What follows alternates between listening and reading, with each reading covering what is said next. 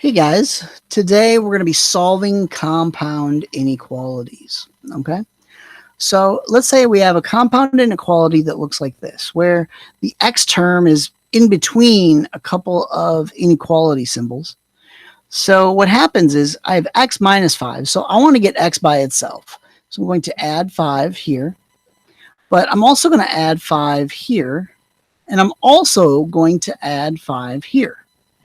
So that cancels, and I bring down my x, and bring down my inequality symbols, and then I have 2 plus 5, which is 7. And then I have 11 plus 5, which is 16.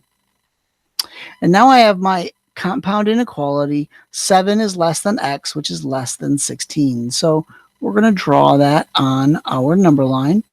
Okay, so I'm going to put a bubble there and a bubble there, and I'm going to clear out these bubbles because there's no line underneath the inequality symbols. So I will call this one 7 and I will call this one 16.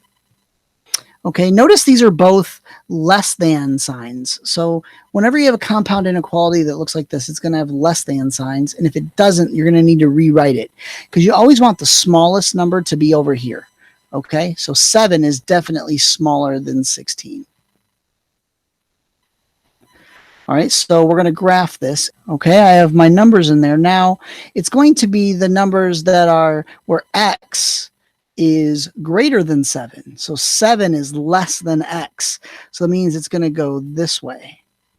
And its x is less than 16, so it's going to go this way. So it's going to be all the numbers in between 7 and 16, but not including 7 and 16. And that's how you solve and graph compound inequalities. These are called and inequalities.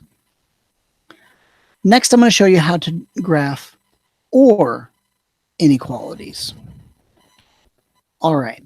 So as promised, these will be or inequalities. Notice there's a or in the middle. Okay. So first I will solve this set here. And so I'm going to do minus 3, minus 3. So x is less than or equal to 2.